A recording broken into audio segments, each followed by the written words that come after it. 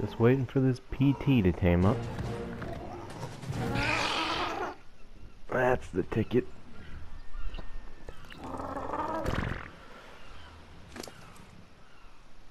Don't really have to think about that one.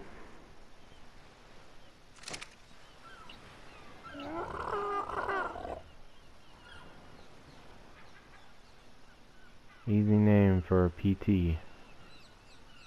Petey. Petey the PT.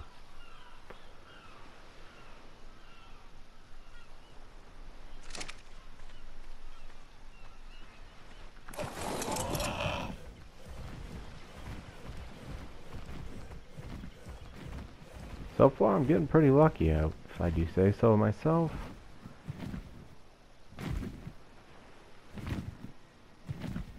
Wasn't the highest level PT, but at the same time, the stamina was decent enough that it was worth my time to tame. And that's all that matters on a PT, really. Some people like to look at them for their carrying weight stat, but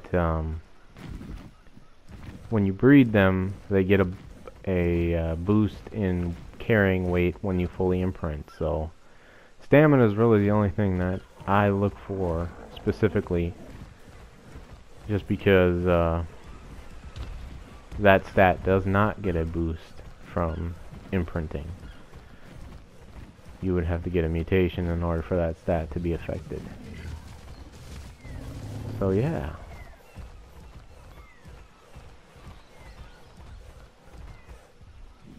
Not really sure how ASA is still keeping people entertained, but I don't know, maybe there's something I'm missing there. It's kind of a slap in the face if you ask me, just because I think it just recently came out on Xbox, but I don't know how well a console is going to handle the game. Mostly because I highly doubt they optimized it for console. And I know that PlayStation is still withholding their release date, and I want to say it's because Sony doesn't want to be associated with a game that shows the incapabilities of the PlayStation 5. Like, I don't think Sony would be happy that their consumers see them for what they are and essentially expose themselves to scrutiny from the gamers because their console won't be able to handle the game. Much like the PS4 can't handle this, not because I don't think it has the hardware, it's just because it wasn't optimized for consoles. Like, it was just a quick port for a cash grab, and I don't know, this is just me speculating, but I feel like it would have something to do with Sony not wanting their product to look unfit to run any game.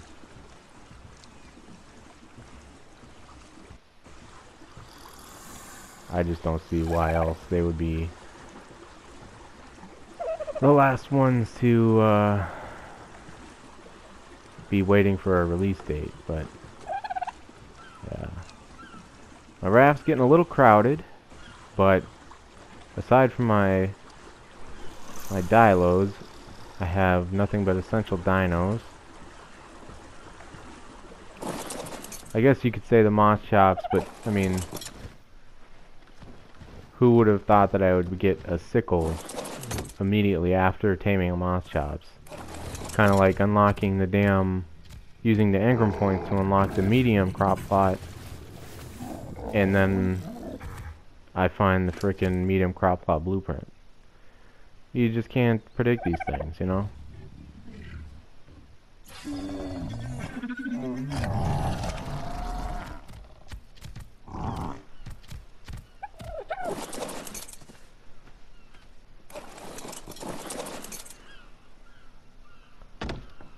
So I know these videos aren't going to reach very many people, especially even this short into the clip. And I'm not just talking, you know, subscribers, because I'm sure each person has their own video that they saw, or the type of game they thought that I specified in, or I don't know, specialized in, I guess you could say. But so the way I see it, on a default map, meaning the vanilla dinos, because they're available on every single map, and there's no like finicky way of taming them other than a passive tame or the KO tame. But I tame an iguanodon, which is the Lord of the Land dino, and then I tame a PT, which is the Lord of the Skies dino, and then I tame a Sarco, which is the Lord of the Seas dino. Now, don't get my labels all twisted. I know that they're not the epitome, but starting out, they can't be matched. The PT has higher stamina than an RG when you consider the fact that their movement speed is probably twice, like 2 times, if not 3 times the speed of an RG. And their stamina regeneration is faster even when the RG has the healing buff. So that's why I aim for the PT before an RG, just for the sake of being able to traverse the map faster, like unlocking more of it, exploring more of it. And now I'm going to start scouting where I would like to live. And I gotta get away from these load zones, man. This is killing me here. But Iguanodon goes without saying. I mean, unlimited sprint on a land dino that's fast, like, I don't know, man. You can't match that. Like, the Raptor, say what you will about it, but you have to level up its movement speed considerably just to get it to go places.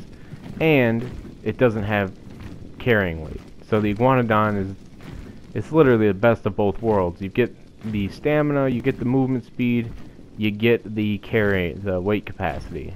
So it's essentially like a turbo parasaur, a supercharged parasaur.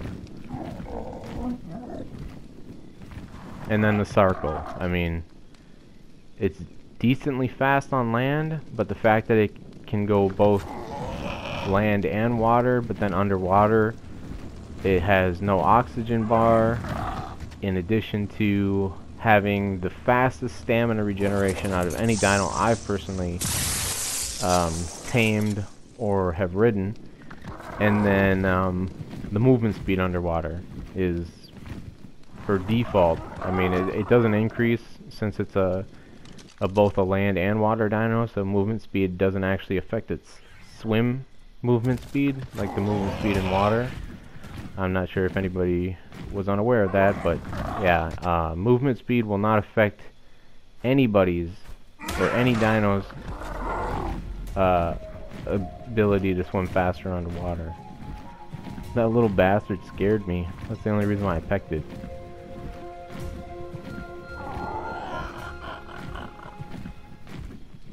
But yeah, that's what I shoot for starting out, and then typically that's what I shoot for starting out. And then if I happen to get so lucky to find an otter, that would be my first shoulder mount tame. Not because of the artifact ability where it can carry multiple artifacts, but for insulation, because it allows you the ability to navigate through the colder areas of the map and not die.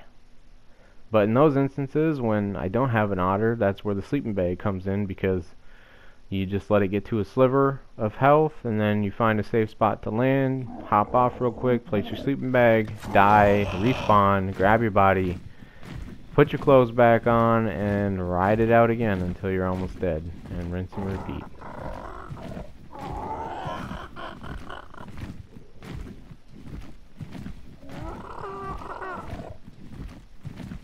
Not a whole lot going on right now. Mostly just drop hunting and scoping out nearby areas where I might want to set up shop. Now normally on a new map, or any map, I like to center myself geographically. So 50-50 is the smack dab right in the center of the map, but depending on where all the land structures fall on that map, I like to be in the geographical center. But since I haven't unlocked all the corners, my next bet is to just unlock the oh, what's going on with the lighting here?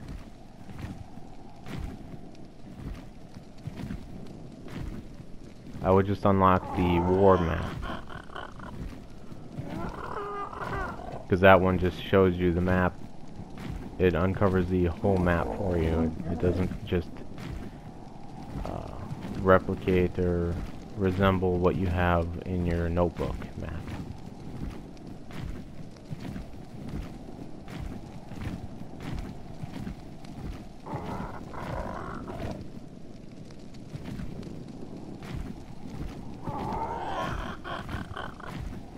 Now, I have been toying around with the idea of making a video highlighting alternate resource gathering dinos, because everybody, for the most part, everyone is privy to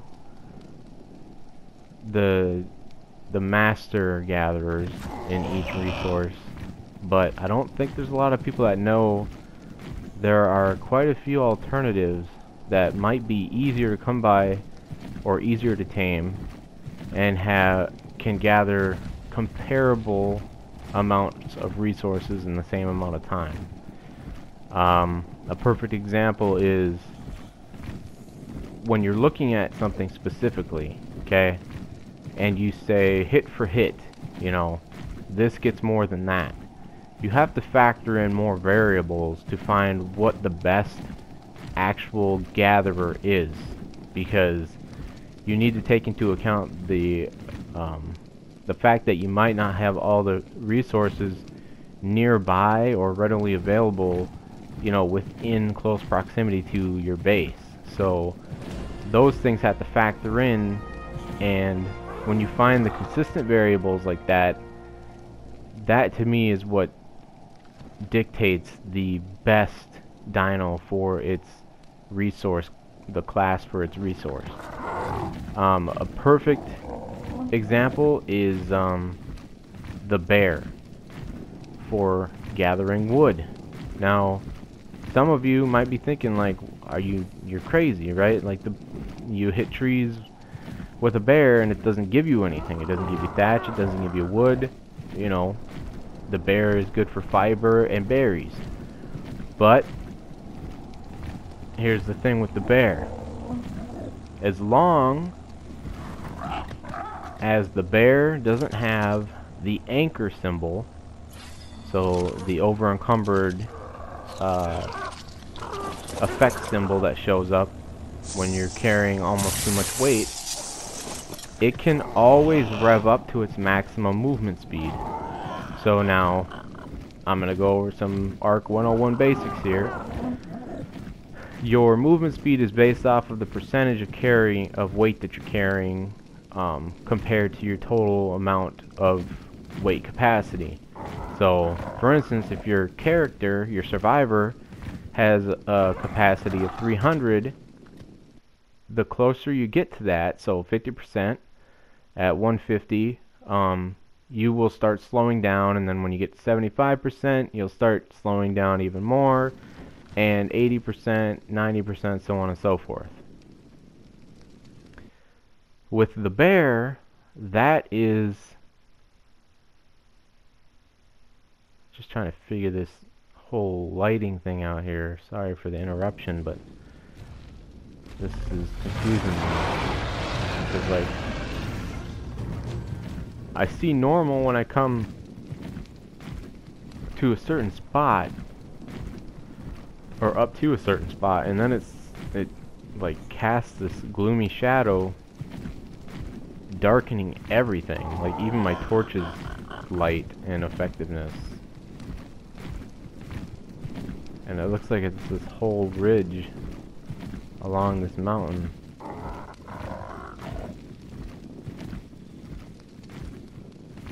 Well, that's gonna be interesting to combat with, if I should find something over this way that I like.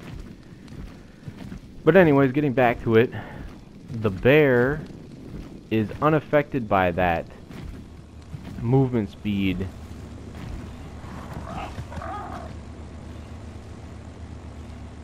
infringement or impairment, whatever you want to call it.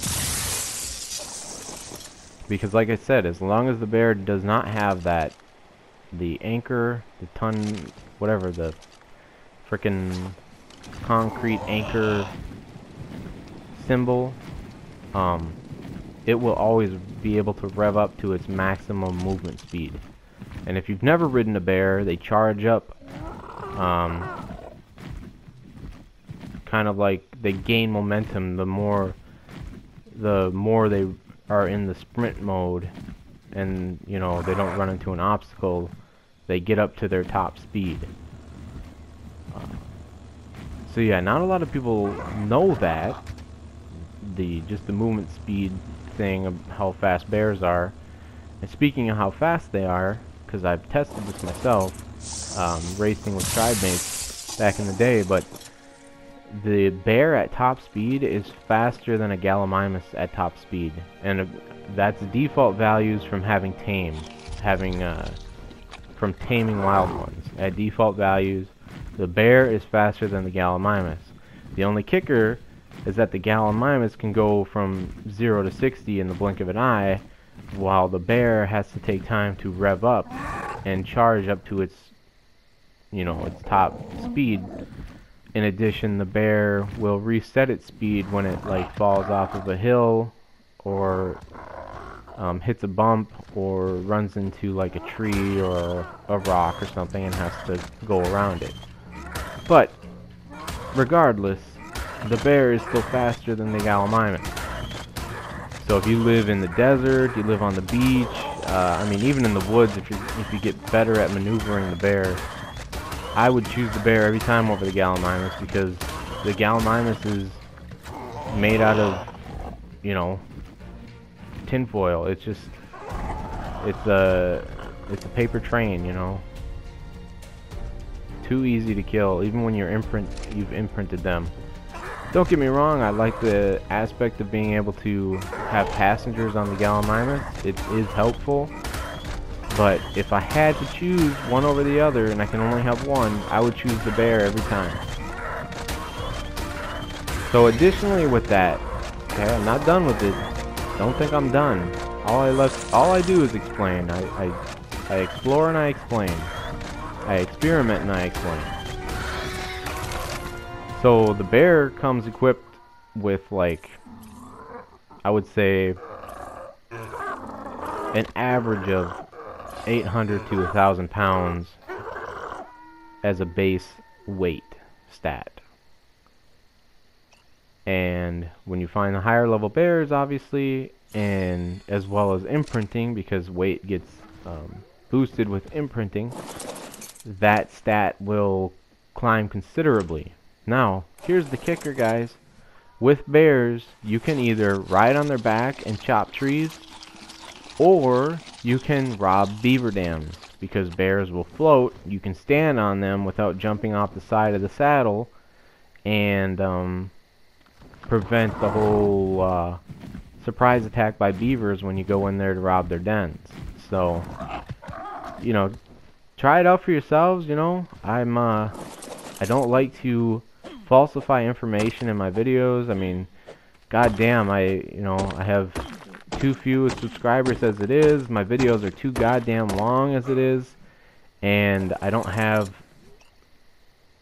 quality content considering the fact that everything I own is in 720p because of the limitations of the PS4. But like, the one thing I have to offer is the quality of my findings, like the content that I choose to share with people is not all just mindless entertainment, or just for the sake of being the first one to have a video about something. Like, that's not what I'm here for. I literally try to help the gamers out in any way I can, because games like this demand so much time, effort, and energy. Like, to have that cookie cutter way of playing is just, it robs the game of the expansiveness that it can exist in it, and that the developers take time to actually, go out there and get. Like, every dino has an intended purpose for the most part. There's rarely any dinos you come across that are just duds. Like, they weren't designed with a use in mind. But I get carried away. Okay, I'm sorry, but I got a lot of time to fill here. I got a whole hour ahead of me here. Well, rather, like 40 minutes or so. 40 minutes left to go here. But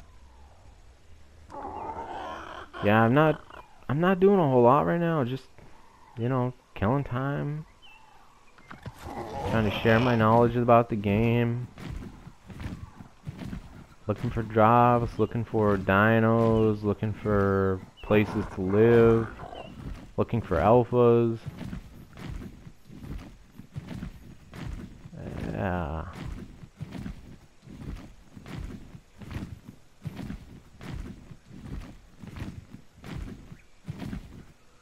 Speaking of alphas,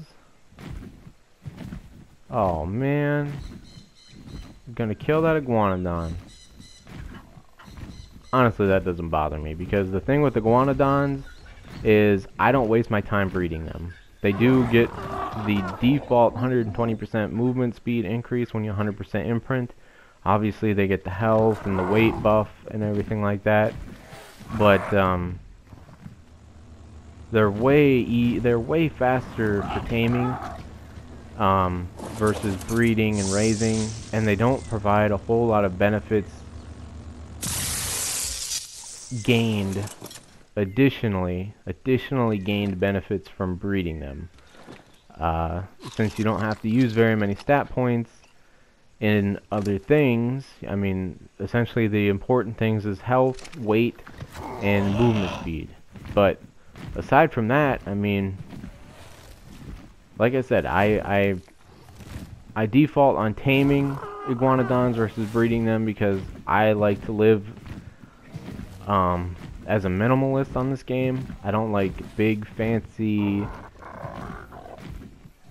bases, like these elaborate builds or anything like that. I'm not knocking anyone that likes to build on the game. I'm just saying, like, it's not my prerogative to show off to people. I like creative design build, like creatively built bases, and that goes equal for my dino count. Like, I like each one of my dinos to have a purpose, and the only...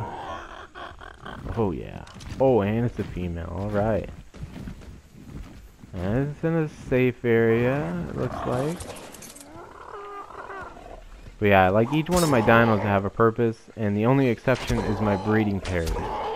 So I'll always have a breeding pair of PTs, and this is actually going to be perfect. Level 135. I really hope the stamina is good on this one. And then I'll keep that breeding pair. I don't like to super breed, so I don't breed, and then I might replace one or the other parent if I get the perfect stats of the opposite sex. But 9 times out of 10, I don't even waste my time. And then this one is a keeper. Alright. Let's go get some prime.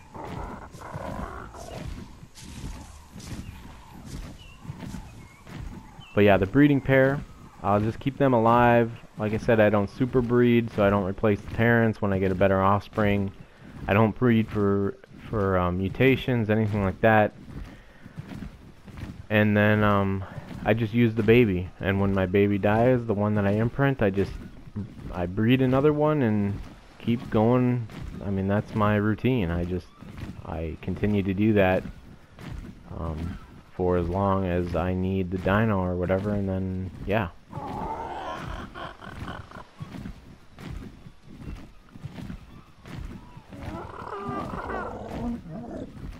But starting out, okay, honestly, starting out, I'm curious to hear or read if anybody has a dino better than the Iguanodon as your first official tame. And this is looking at the time it takes to tame it, the ease of taming it, meaning you can bola Iguanodons and knock them out rather easily, and then you don't need to feed them narcotics. In addition to the fact that they have unlimited sprint, they have high movement speed, and they have a decent weight stat starting out by default. Which means you can harvest trees, you can harvest, like I said, berries. That's the big thing starting out, the narco berries. And then fiber would be the only thing that you can't get your hands on easily starting out, unless you can get your hands on a sickle. You know, getting lucky, but you can get thatch, wood, stone, flint because of the carrying capacity. Obsidian, crystal, you can make trips across the map, whatever the case. You can't do that with PTs.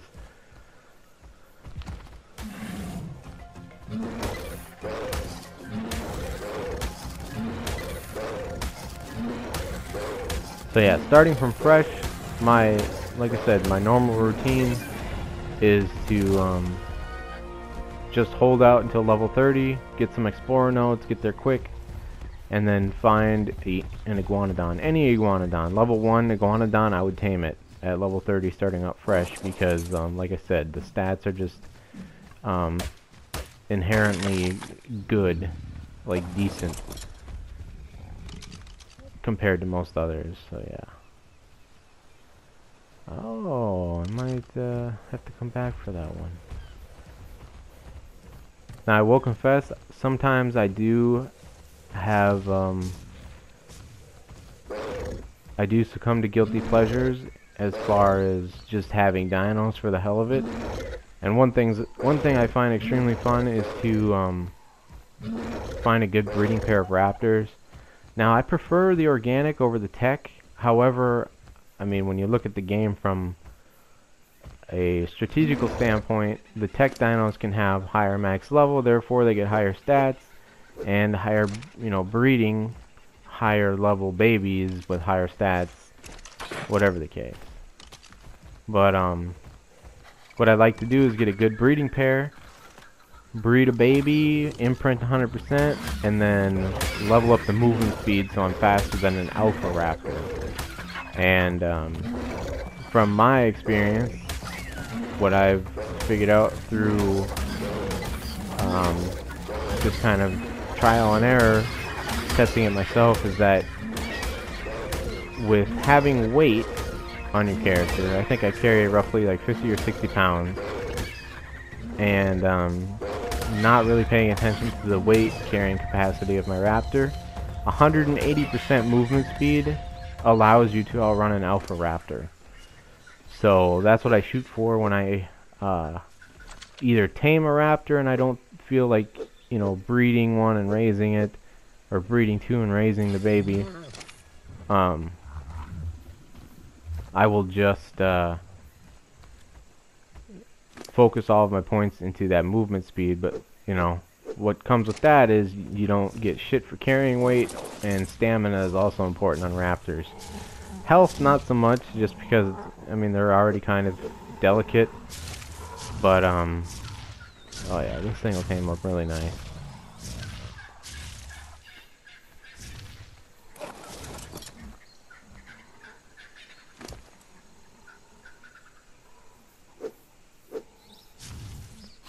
So yeah, with the whole raptor thing, guilty pleasure dinos,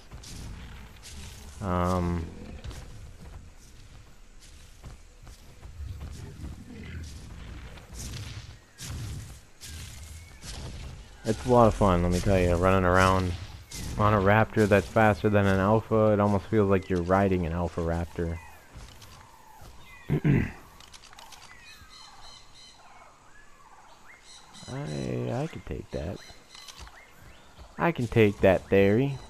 Because he's going to be baby guarding this PT, and I've had it happen one too many times where the game times it just perfectly, where the Therizino wanders over as soon as the dino tames up, and then the Theri aggroes, and dinos are on attack your target by default, so they're just sitting ducks. And the Theri will kill it.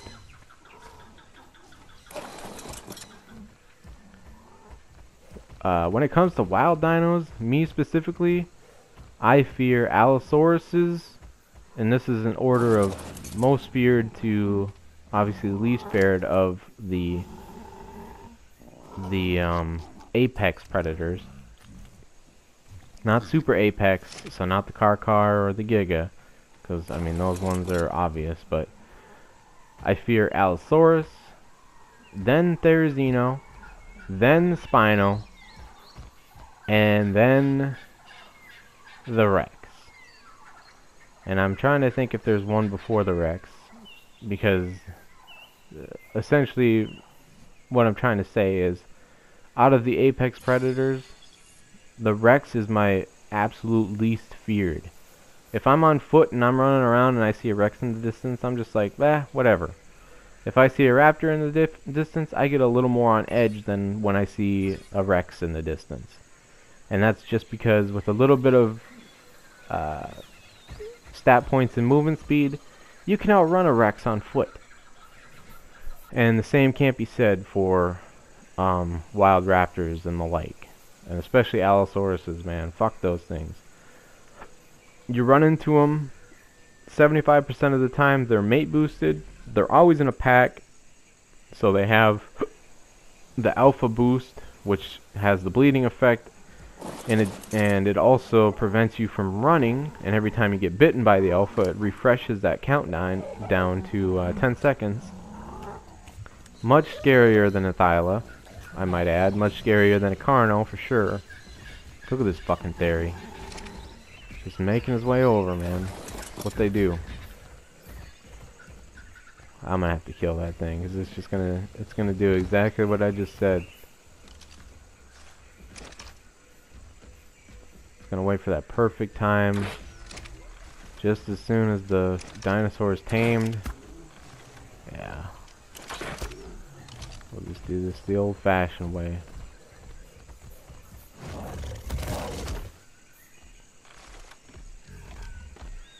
Ha, gotcha.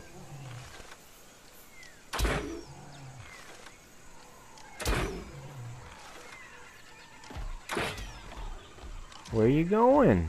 The party's just getting started. I know it's not running because it's almost dead. It's playing cat and mouse. Here it comes.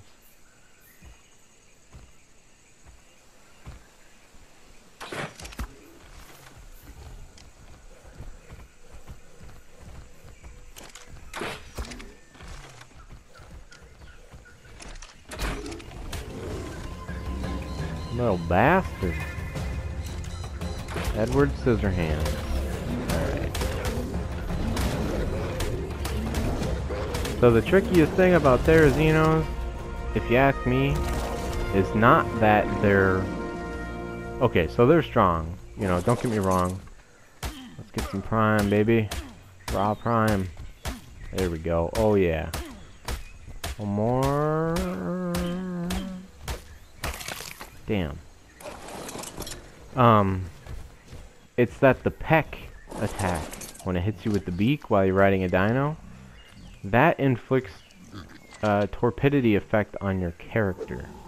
And I've had it happen a couple of times, very rarely, but enough times that when it happens, you pay the ultimate price.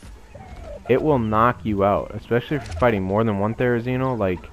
Unless you have some super bred imprinted dino, you should run, because you'll get knocked out, and then your shoulder mount will dismount, and one peck will, or one attack after it's off your shoulder will kill it, and then it will most likely kill whatever dino that you're riding if it was able to peck you and knock you out before you could kill at least one of them. The chances are, if you're riding a dino that's not strong enough to kill one out of two Therazinos as you're fighting them, it's going to kill that dino when you're knocked out. And then it'll kill you. It's just a recipe for disaster. So, yeah. A little fun fact there about Therazinos. I hate them with an utter passion. The utmost hate I have is for Therazinos. Some people might say it's Microraptors, Perlovia, what else? People get annoyed at. Some people get hella pissed off at raptors when they get pinned. But in my opinion, all those are easily avoidable. But Therazinos, just with how strong they are and the territorial aspect and how fast they are, like, you need to be on your toes if shit goes sideways and a Therazino is after you. Like how I was with those insects earlier. Like, you need to go through the list of all the possible ways to use whatever strategy necessary to either avoid the Therazino and outrun it, or kite it off a ledge, whatever the case. I don't know. And that brings me to another point. I don't know when the term lure got replaced with the word kite. Just like I don't know when the word troll got replaced with the word griefer. Like, it's just the changing of times, and people are like, oh yeah, that sounds cool, that's rad, man. It makes me sound relevant. I'm fucking woke, bro. Ah, that guy is not a troll, he's a griefer. You're not luring that dino, you're kiting it. You're kiting that dino. Now, yes, I understand what kiting is.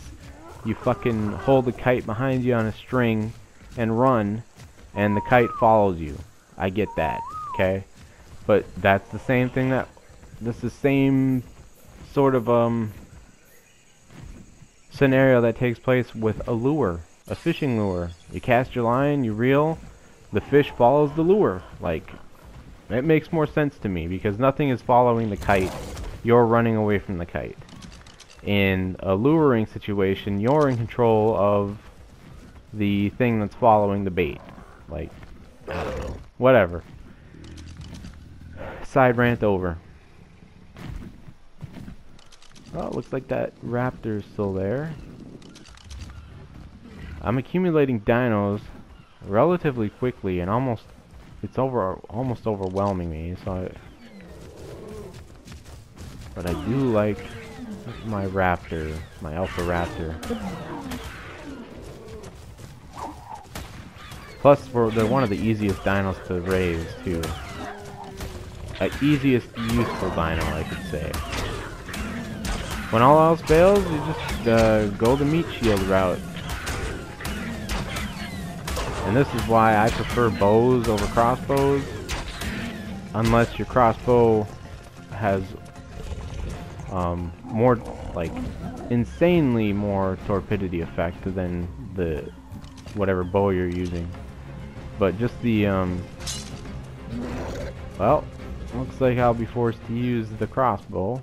The rate of fire on the bow just can't be matched. Like, say what you will about range and damage and torpidity effect, but like, if you have the arrows to spare, the bow is always the way to go, in my opinion. It's so much more versatile than the crossbow. The only reason I carry a crossbow is that you can shoot it underwater, and you can't do that with a bow or a long neck rifle. So the crossbow is an essential tool. Like, you have to have it. It's necessary to have.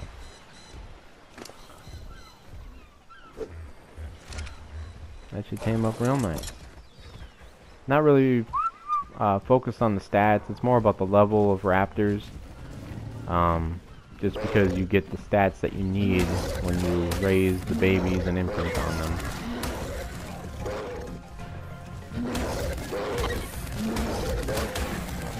No shortage of dialogue.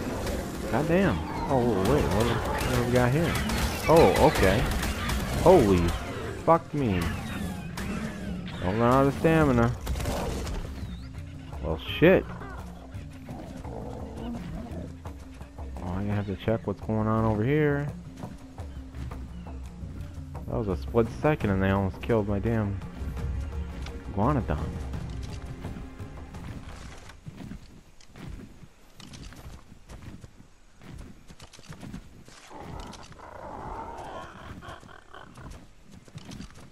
Oh, another true story about friendly fire. Oh shit. Okay.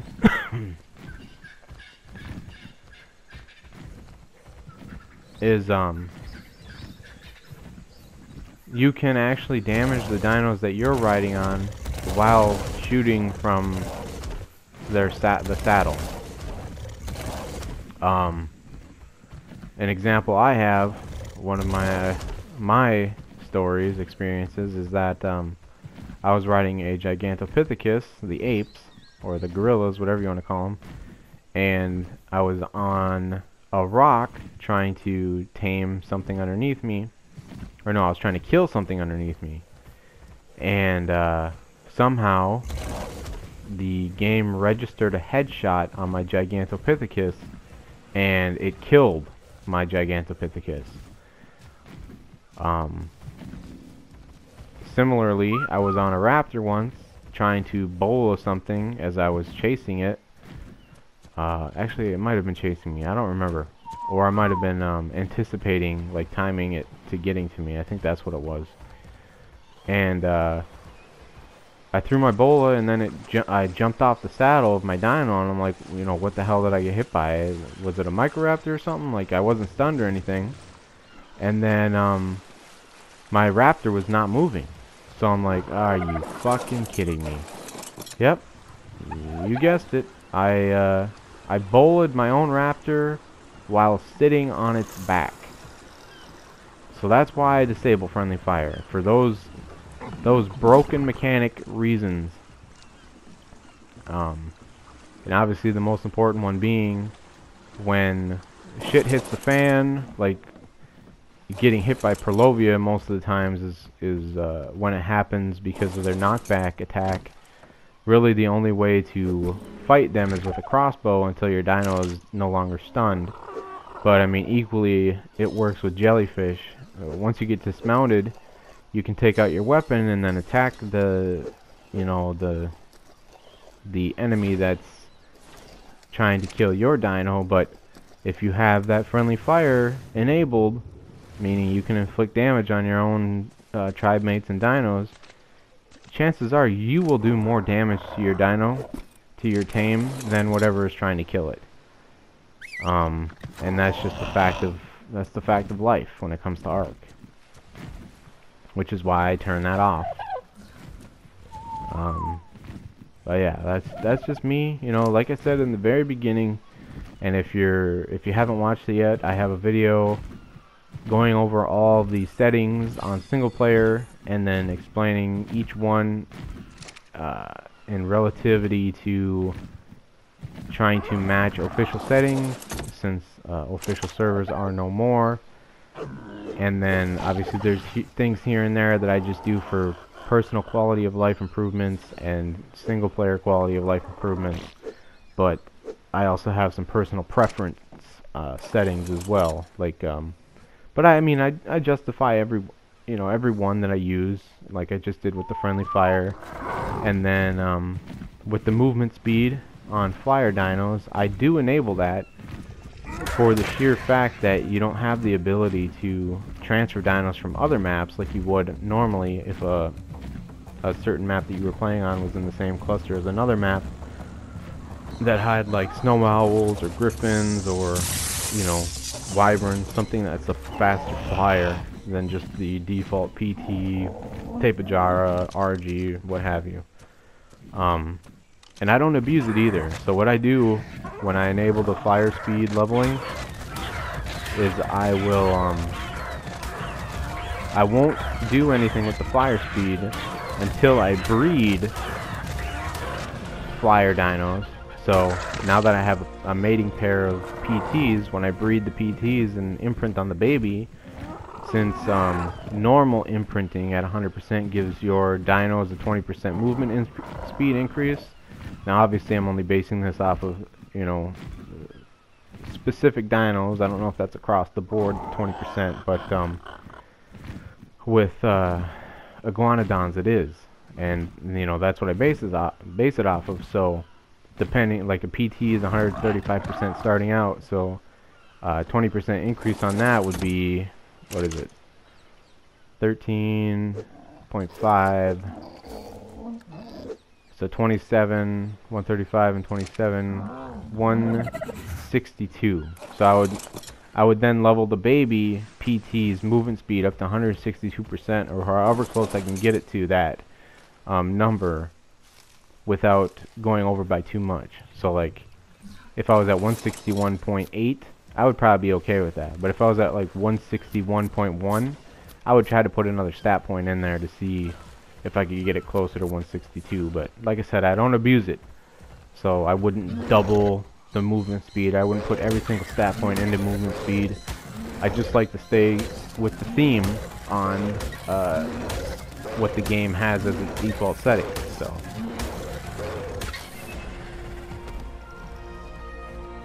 what's with all these fucking high levels? Jesus. RN Jesus. So that high level is still around here somewhere. Ah, here we go. Trying to isolate that prick.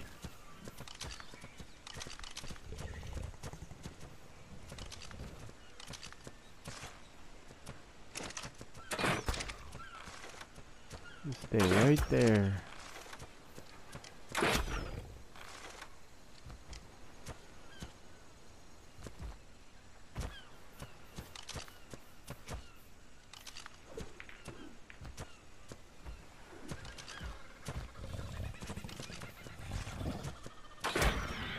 Nice. Alright. That was a headshot.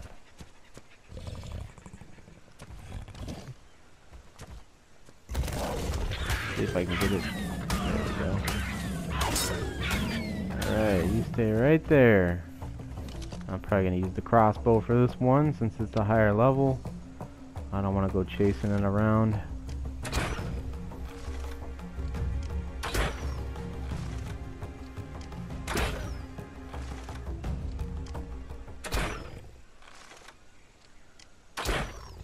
Get this just right. Don't hit it in extra time. Come on, you prick. Oh, brother. Oh, man, look at that. Textbook.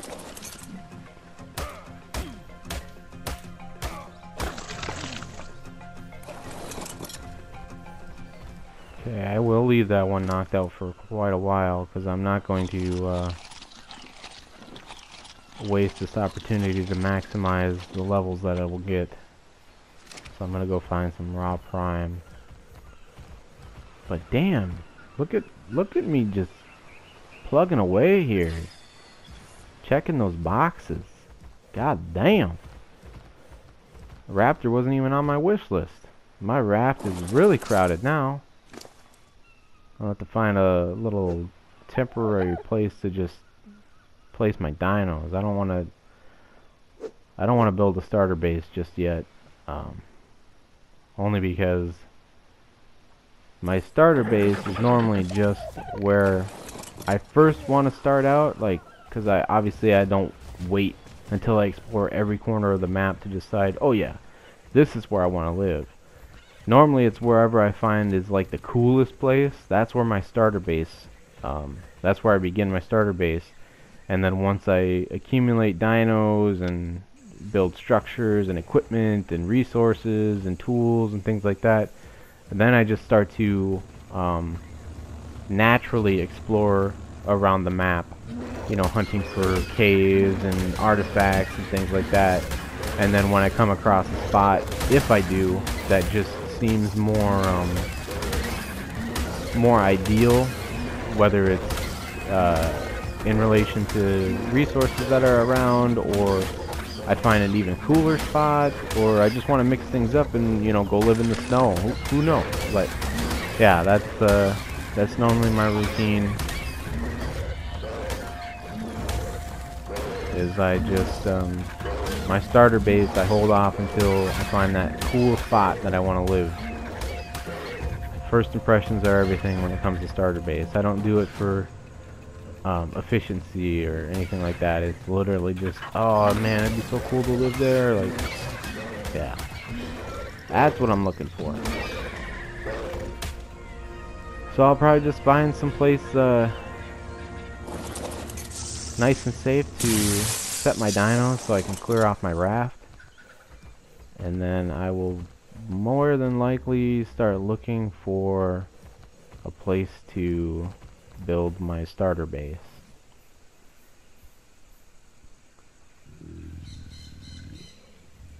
I just hope that this map isn't broken and that I find an area where it's just unplayable and it blue screen crashes every time that you enter the zone, whatever. I'm really hoping and praying that that's not the case.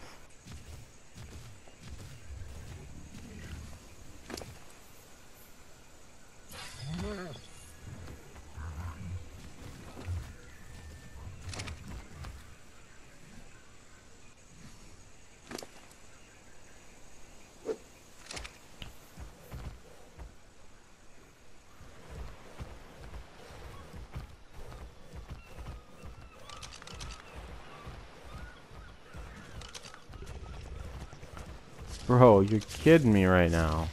What is going on here?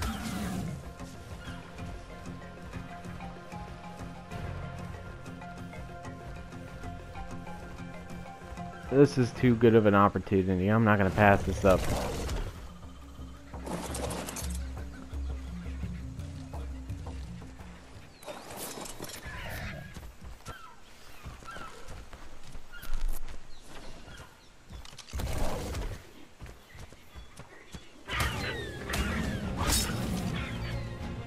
There we go.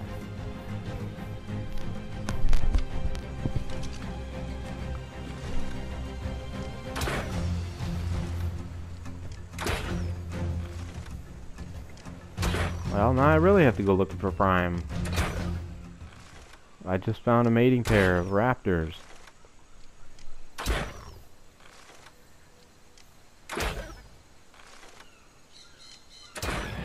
Oh yeah, headshot does her in.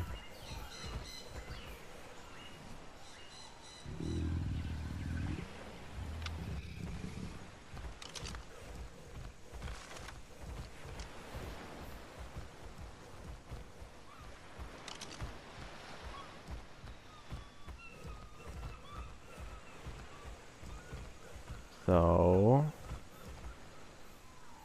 my options for Prime are Stego, Paracer, Therizino, Sarco, Snake,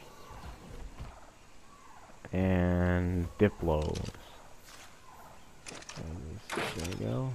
Hey! Actually, you know what? Shit. Let's see what level this fucker is. Oh, hell no. Hell to the no. That would take me fucking 20 minutes to kill that thing.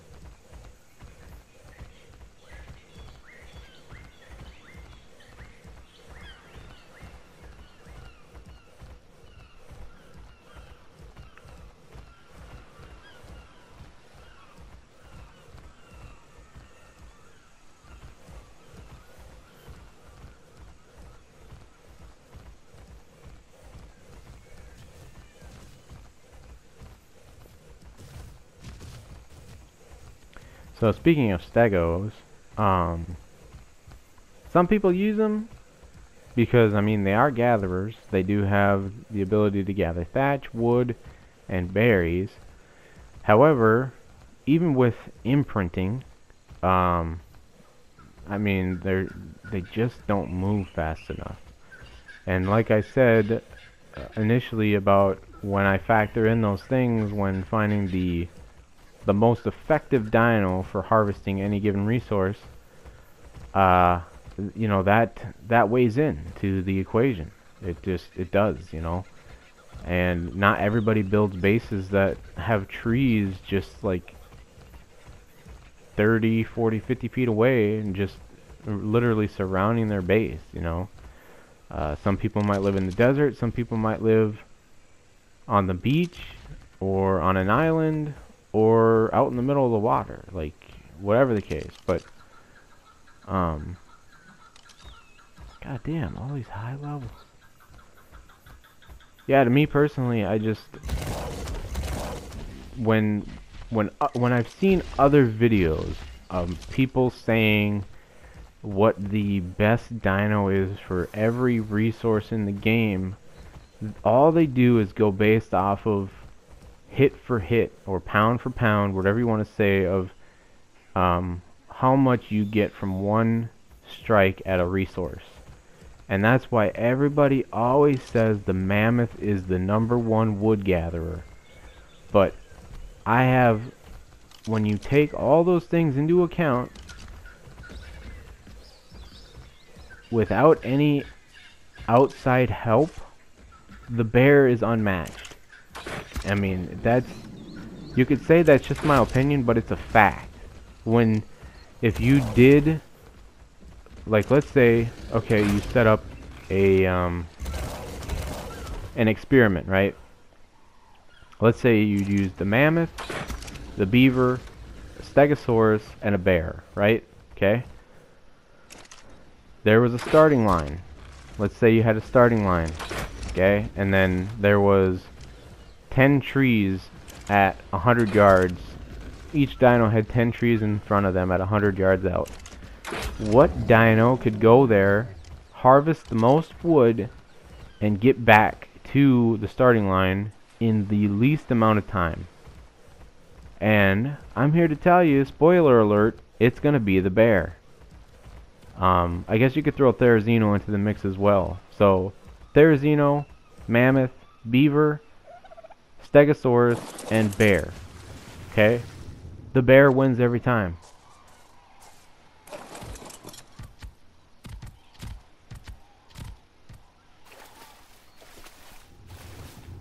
Now where that changes is when you have tames such as the RG, which can carry beavers, and then it no longer matters how much weight the beaver can carry, because as long as you drop it in front of a tree and get on its saddle, you can continue to harvest wood and filling it up past its carrying capacity. And you can do that with anything. You can do that with Doedicurus, Ankies, whatever. As long as you can carry it with the RG and the RG is not over encumbered, you can still fill it up past its maximum weight carrying capacity. And to put that into perspective, you could, let's just say you found an Anki that for some reason only had 1 pound worth of carrying weight capacity. It could still harvest thousands upon thousands of raw metal as long as the RG carries it from one node to the next. So that should help you put that into perspective. And who said the Moss Chops is... My Moss Chops wouldn't come in hand here.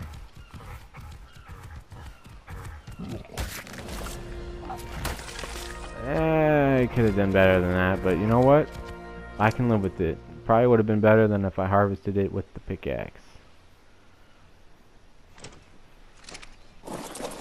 But we're closing in on my hour here, my hour segment. Making a lot of headway, for sure. For damn sure. Getting this breeding pair of raptors tamed up. And then, we'll get those babies cooking. Or at least one baby. Just gotta get my shit together here. Alright, that's it for this one. I will see you when the time comes, my friend. When the time comes.